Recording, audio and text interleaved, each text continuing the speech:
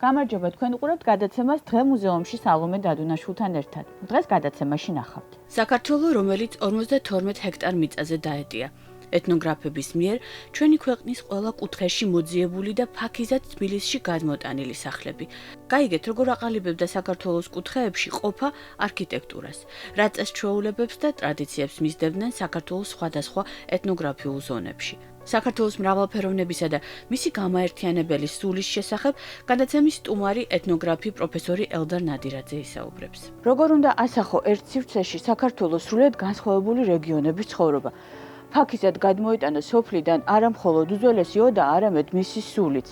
ეთნოგრაფიული მუზეუმი ღია ცის ქვეშ გაცილებით უფრო რთულ ამოცანებს უნდა უმკლავდებოდეს, ვიდრე ეს ერთი შეხედვით შეიძლება მოგვაჩვენოს. დღეს ჩვენ სწორედ თბილისის ეთნოგრაფიული მუზეუმის შესახებ ვისაუბრებთ.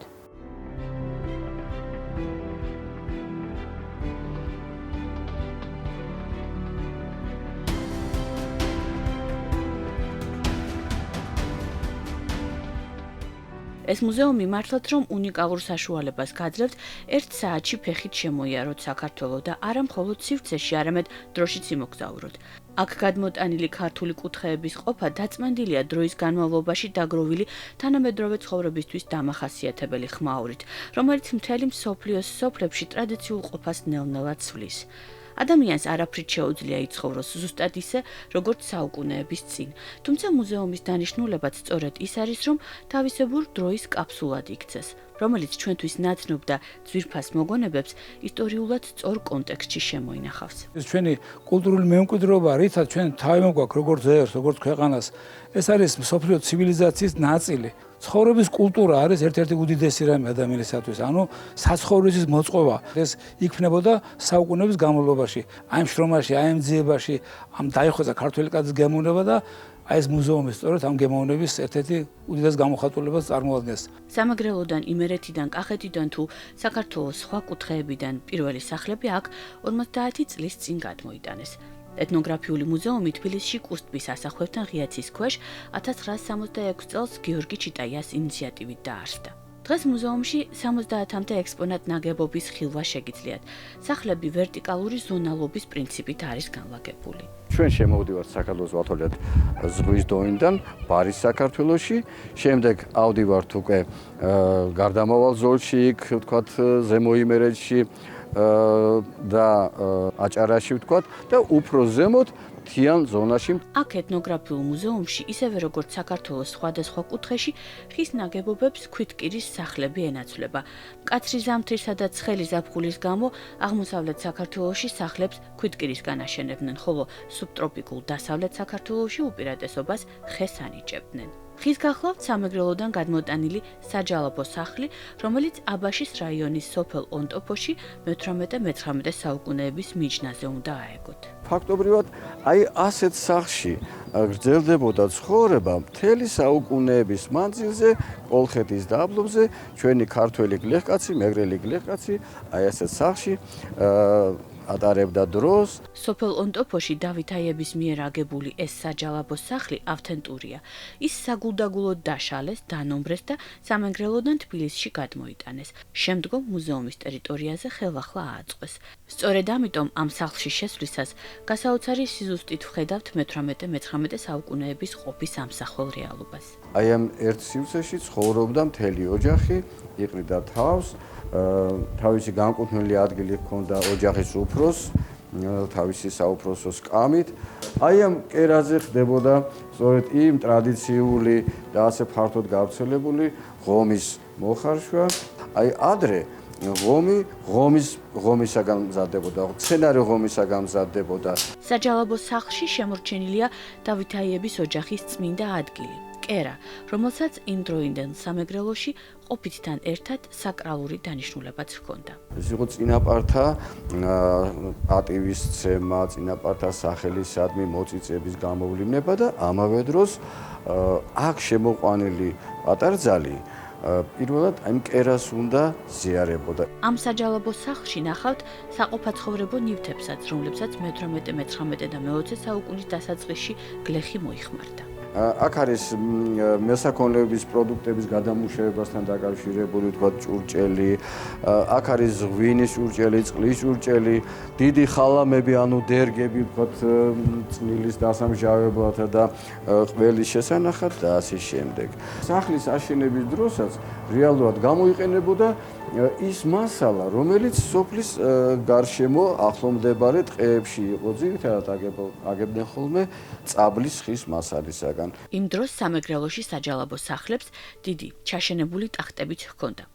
აქ ოჯახის წევრები ისვენებდნენ. სახლის ეს მონაკვეთი ძირითადად ეგრეთ წოდებულ საქალებო მხარეს მდებარეობდა.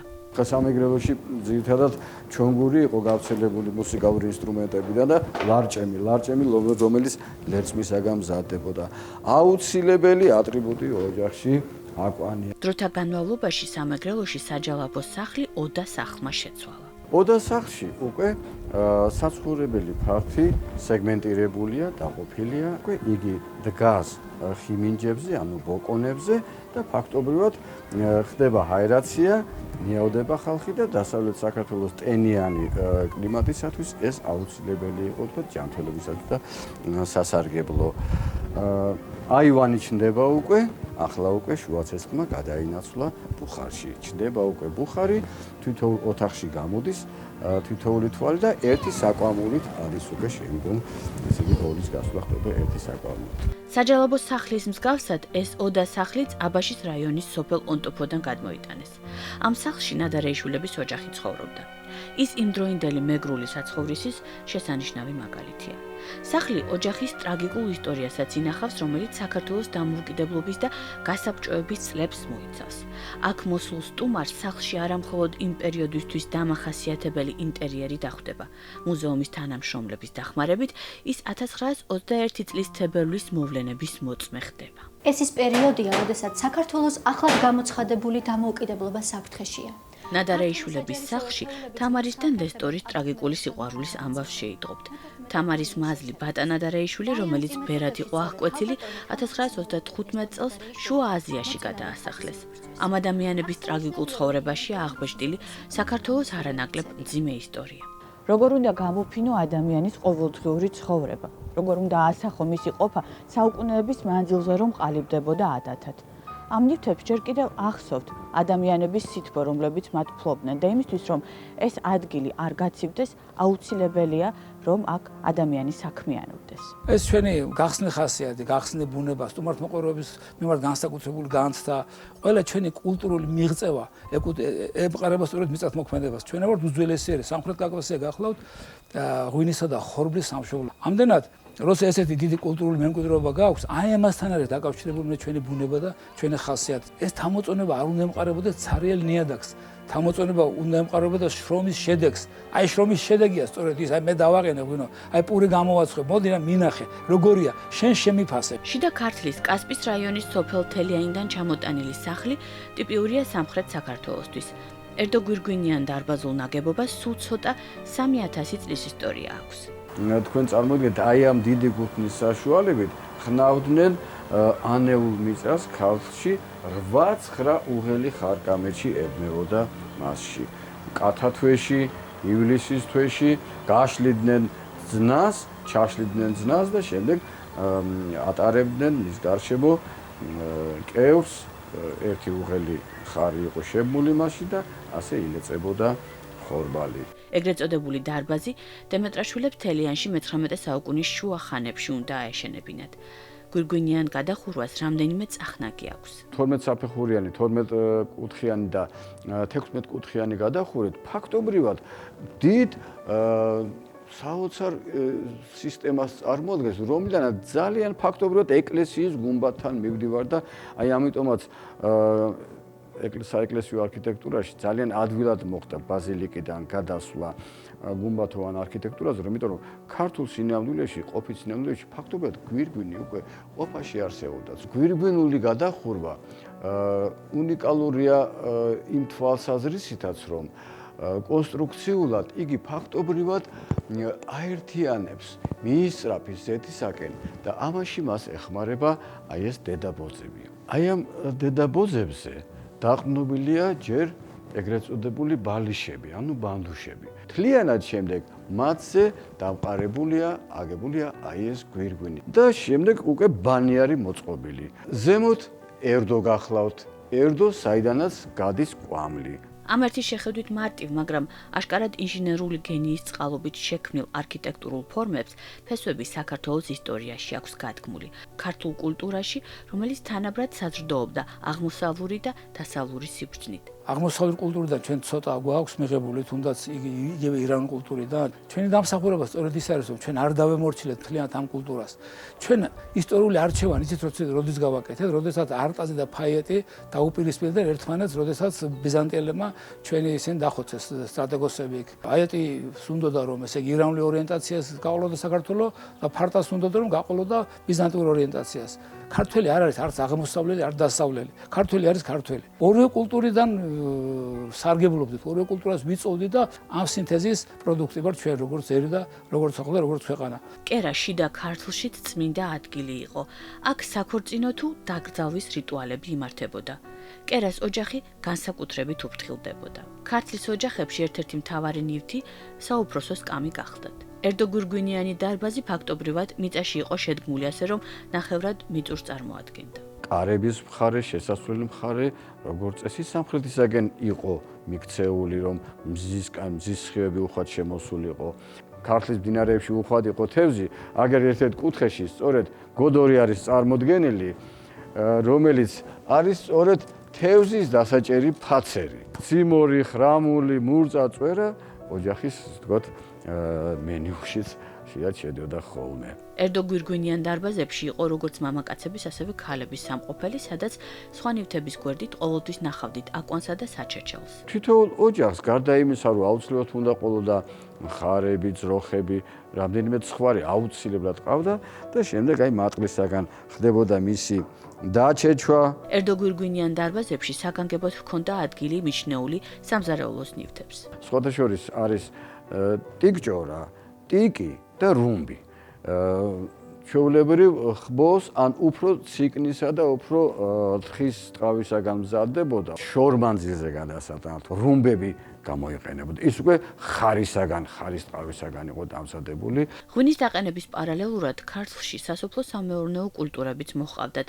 ამდენად ოჯახებში სასოფლო-სამეურნეო იარაღებიც უხვად ინახებოდა. ეს გახლავთ გამოსაკვერი სკამი თავისი საკვერით, აქ ხდებოდა ცელის გამოკერვა, გაუთხელებდნენ ხოლმე პირს თიბის და თიბისათვის მოსამზადებლად და შემდეგ სალესავით ალესავდნენ ხოლმე. ჩვეულებრივ საშუალო ქართლ ოჯახს წლის ერთი სარჩო მოსავლის მოსვლამდე, ანუ მკათათვენდე ყოფნიდა. თუ გავითვალისწინებთ ჩვენი ისტორიის სიღრმეს, სწორედ ეს სიამაყე იქიდან იღებს სათავეს, ჩვენი პურით იღებს სათავეს, ჩვენი ღვინით იღებს სათავეს, ჩვენი საცხოვრებელიდან იღებს სათავეს, სამეურნეო ურთიერთობებიდან იღებს სათავეს და ეს ყველაფერი არის საბუძველი იმისა, რაც გვაამაყებს ჩვენა. მაგრამ თუ ამას მოაკლდა შრომა და შრომის კულტურა, მაშინ ეს სიამაყე რჩება ჰაერში. საქართველოს მრავალი კულტურის გზაგასაყარზე ყოფნის გამო არაერთხელ მოქცეულა ძლიერი სახელმწიფოების გავლენის ქვეშ, თუმცა საინტერესოა, რომ ხშირად მრავალსაუკუნოვანი დაპყრობის შედეგად ქართული კულტურა არამხოლოდ გადარჩენეს, არამედ გამდიდრებასაც ახერხებდა. მე ხალ ჯავახიშვილს აქ ნათქვამი, რომ ჩვენზე გადიოდა კულტურის გზები, ამბობენ ამას, მაგრამ ჩვენზე გადიოდა ასევე სიკვდილის გზები. აქემენური ირანი, შემდეგ მოდიან არაბები შემდეგ მოდიან თურქ-სელჯუკები, შემდეგ მოდიან მონღოლები, მონღოლების მერე მოდიან თურქმანები და თურქმანების მერე მოდიან აყვენლო, ყარაყვენლო, შაჰბასი, ნადირ-შაჰი, აი ეს როდის ვიყავით ჩვენ თავისუფლად როგორც ერი და როგორც ქვეყანა, აი ეს პატარა ხალხი როგორ ახერხებდა ბიზანტიის იმპერიაში არსებობდა 20-მდე სახელმწიფო. დღეს იმ სახელმწიფოდაგან არც ერთი არ არის საქართველოსა და სომხეთის გარდა. დანარჩენები ბიზანტიის იმპერიამ შეჭამა მათი ენა, მათი კულტურა და ისმის კითხვა რა, რითი გავძელით ჩვენ, რითი მოვედით, როგორ გადაურჩით ამ უზარმაზარ დამპყრობლებს და მაინც შევინარჩუნეთ ჩვენი ენა, ჩვენი კულტურა. არ არსებობს ერი, რომ გავლენას არ განიცდის მეორე ერის კულტურისას და მეორე ერის ენისას არ განიცდის. ეს სტერილური ერები არ არსებობენ ამ ქვეყანაზე, მაგრამ ეს ისტორიის მოთხოვნილება. ერდო გვირგვინიან დარბაზულ ნაგებობებს კახეთშიც აგებდნენ. ამას საგარეჯოს რაიონის სოფელ გიორგი წმინდიდან გადმოტანილი გოდერძიშვილების სახლი მოწმობს. დედაბოძი აქ შემკულია საოცარი ორნამენტებით. ეს არის სოლარული გამოსახულებანი, ასტრალური ნიშნები, მზეს, მთვარის, ვარსკვლავების გამოსახულება. გოდერძის შვილებში, ისევე როგორც ყველა სხვა კახურ ოჯახში, უხვად მოიპოვებოდა ჭურჭელი, ხელსაწყოები და რა თქმა უნდა, მევენახეობა მეღვინეობასთან დაკავშირებული იარაღი. შრომისადმი დამოკიდებულება ყველა კარ-მიდამოში იგრძნობა, მიწის დამუშავება და მისი ნაყოფის არსობის პურად გარდაქმნა ქართველი კაცის ყოველდღიურობა იყო. თუმცა წლების განმავლობაში საბჭოთა ინდუსტრიალიზაციის წყალობით მიწაზე მუშაობისადმი დამოკიდებულება აშკარად შეიცვალა. თუ გამოიყვან შრომის წრიდან გამოიყვან ადამიანს იმის დამორჩილება შემდეგიურად ხდება. იმიტომ რომ მას ის სიამაყეს კარგავს. კი, სხვებს უყურებდით, როგორც თუნდაც გნებავთ დამპყრობელი იყო, გნებავთ მოყვრად მოსული იყო, ვიზიარებდით, მაგრამ ყოველთვის რჩებოდით მაინც ჩვენ აზრზე და ვაკეთებთ იმას, რაც ჩვენთვის მიგვარს. ქართველი კაცი ძალიან ძნელად გადასაკეთებელია ამ მხრივ. ზოგჯერ ადამიანები და ზოგჯერ ეთნოსები და ზოგჯერ ხალხი და ერები კარგავენ მთლიანად თავიანთ სახეს. ერთი ის რომ ჩვენ ქართული ამბანი გვაქვს და ამ ამბანმა რამდენი რამე გაუკეთა ქართველ ერს. ეს ამბანი და ეს ენა, სწორედ ის გასაღები, რომელიც მუდამ ხელში გვაქვს ჩვენ. ერთმა კაცმა ძალიან კარგად ბრძანა რომ ერი რომელმაც თავის ენა შეინარჩუნა, მუდამ ხელში აქვს იმ ციხის გასაღები, რომელიცაც ზის. მთიანი საქართველო გაცილებით უფრო დაცული იყო დამპყრობლებისგან, მისი ბუნებრივი ჩაკეტილობის გამო. ამიტომ სწორედ თავისუფალ მთაში შემორჩა ბევრი წმინდად ქართული მატერიალური მემკვიდრეობისა თუ კულტურული ნიშანი. იზოლაციამ ერთი მხრივ ჩვენ მოგვიტან რაღაცა შედეგი, რომ ჩვენი კულტურული მემკვიდრეობა შევინახეთ. შესაძლებელია ეს კულტურული მემკვიდრეობა ჩვენ წინაპარ ტომებში რომ იყო ისეთი, როგორც ეთნიკური ხასიათი და ბუნება, სწორედ დარჩა უფრო იქ, სადაც იზოლირებული იყო ეს გარემო. ანუ მე ვიტყოდი ამ შემთხვევაში სვანეთში, იგივე სვანეთში. ეთნოგრაფიული მუზეუმის ერთ-ერთ მეგრულ სახლში 2010 წელს საქართველოს ეთნოგრაფიული მემკვიდრეობის ფონდმა გიორგი ჩიტაიას მემორიალური კაბინეტი გახსნა. მოგვიანებით უდიდესი მეცნიერის უნიკალურ წიგნებს მისივე მოწაფეების ალექსი რობაქიძის, თინა ოჩიარის, ჯულიეტა რუხაძის და ირაკლი სურგულაძის ბიბლიოთეკებით შეემატა. ამ სამეცნიერო ცენტრში საქართველოს ცალკეული კუთხეების შესახებ ფასდაუდებელი მასალაა თავმოყრილი. დღეს სამეცნიერო ცენტრი აქ ეწევა სამეცნიერო მუშაობას. გახსნილი არის სამეცნიერო პროექტი ჩიტაიას კითხვანი, რომლის ფარგლებშიც ჩვენ ვაკეთებთ ხოლმე ყოველი ახალი ლიტერატურის განხილვას. იგივე ეთნოგრაფის სახლის იდეა მოდის ისევ გიორგი ჩიტაიასგან. მისი ცხოვრების ბოლო წლებში ჩვენ რამდენჯერმე გქონდა მცდელობა მისი გახსნის, მაგრამ უშედეგოდ. მხოლოდ მას შემდეგ, რაც ეთნოგრაფიული მუზეუმი შევიდა იმ დიდ გაერთიანებაში მუზეუმების, რომელსაც ხელმძღვანელობს დავით ლორთქიფანიძე, ჩვენ მოგვცა საშუალება, რომ აქ მუშაობა დაეწყო სამეცნიერო ცენტრს.